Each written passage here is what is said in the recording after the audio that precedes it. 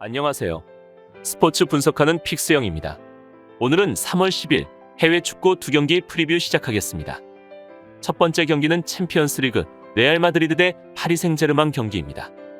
레알 마드리드는 최근 3경기에서 3연승을 기록 중인데 소시에다드 상대로는 4골을 뽑아내는 막강 화력을 과시하기도 했습니다. 여전히 20대 중후반처럼 뛰고 있는 모드리치를 비롯해 카마빙가와 발베르데 등 막강한 중원이 있고 비니시우스는 라리가를 넘어 지구상 최고의 윙어에 근접해 있는 모습입니다.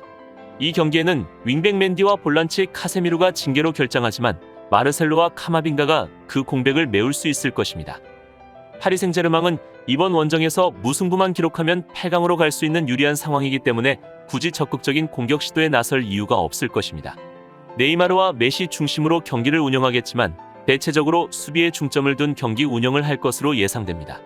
게이와 페레이라 등 수비력이 좋은 선수들이 중원에 나설 것이고 마르키뇨스는 후방 빌드업보다는 수비 라인 지휘에 힘을 쓸 것입니다.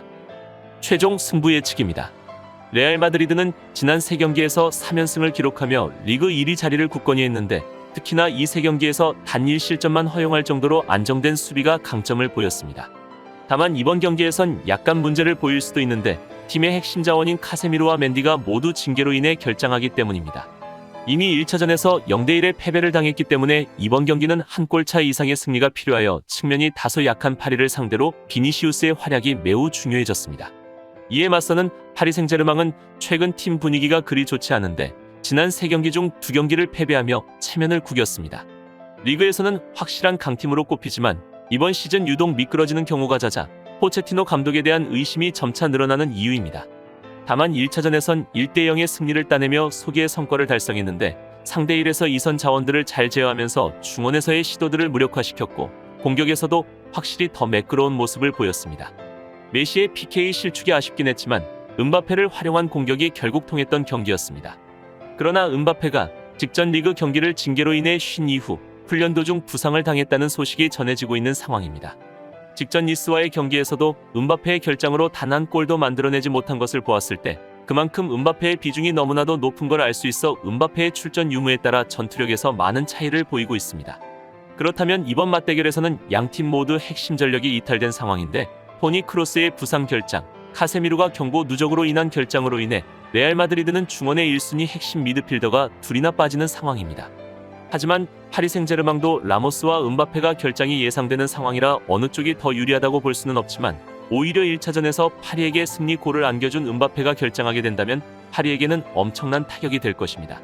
만약 음바페가 출전하게 된다면 현재 폼과 스쿼드에서는 파리가 살짝 좋아 보이긴 하지만 그렇다 하더라도 산티아고 원정은 쉽지 않습니다. 홈에서 13경기째 패배가 없는 레알 마드리드는 파리에게도 홈에서 패배하지 않고 있다는 점이 자신감을 주기에 충분한 모습입니다.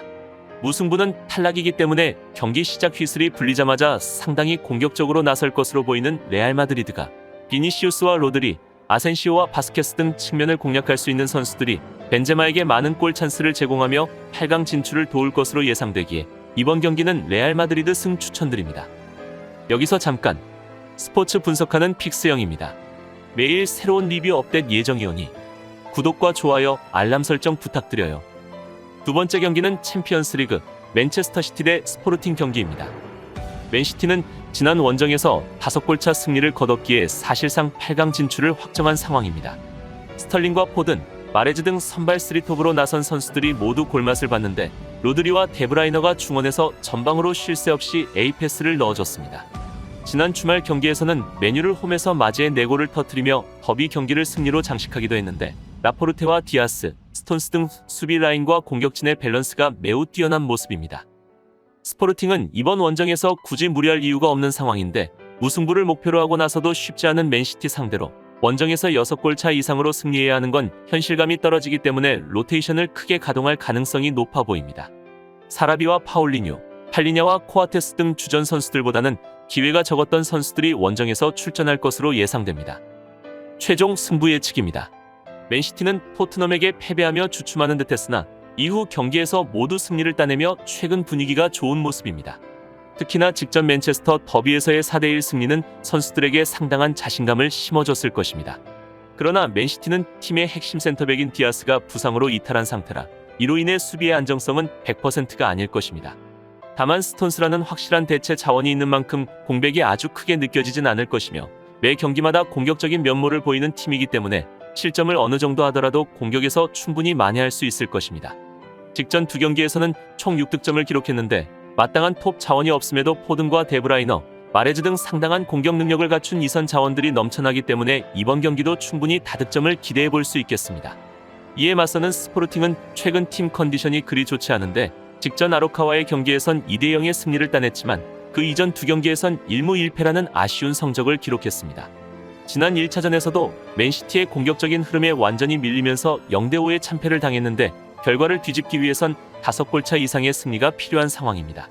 맨시티 공격을 제어할 만한 탄탄한 수비 조직을 갖추지 못했고 곤잘베스의 부상 이탈로 인해 역습에서의 날카로움도 크게 감소한 상태이므로 반격의 실마리를 잡긴 어려울 것입니다.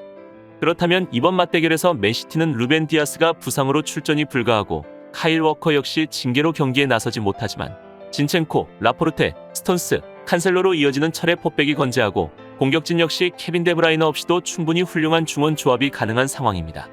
반면 스포르팅은 최전방 스트라이커 파울리뉴가 건재하지만 마테우스 누네스가 징계로 경기에 나서지 못하고 일부 주력 선수들의 부상으로 전력 누수가 불가피한 상황입니다. 그렇기에 오히려 로테이션을 택하고 경기를 던질 가능성이 있는 팀은 스포르팅일 수 있는데 현재 리그 1위이지만 2위 FC 포르투와 5점 차라 마냥 안심할 수 없기 때문입니다. 맨시티가 초반에 강한 압박과 빈 공간 침투를 통해 경기 분위기를 파악하고 적절한 시기에 주전 선수들의 휴식을 줄 것으로 예상되지만 맨시티 벤치에는 아케와 귄도안, 벨랍과 그릴리시 등 좋은 선수들이 질비한 상황이므로 5골 앞서 있는 상황에서도 자신들의 성향을 굳건히 관철시킬 것으로 예상됩니다. 따라서 금일 경기는 중요한 대회인 만큼 힘을 완전히 빼진 않을 것으로 보이는 맨시티가 홈팬들 앞에서 대량 득점하며 완승을 거둘 것으로 예상되기에 이번 경기는 오버 추천드립니다. 이상으로 3월 10일 해외 축구 2경기 분석을 마치겠습니다. 내일도 새로운 리뷰로 찾아오겠습니다. 최종 분석 및 조합픽은 오픈 채팅방에서 무료로 공유해드리니 영상 하단의 고정 댓글 클릭해주세요.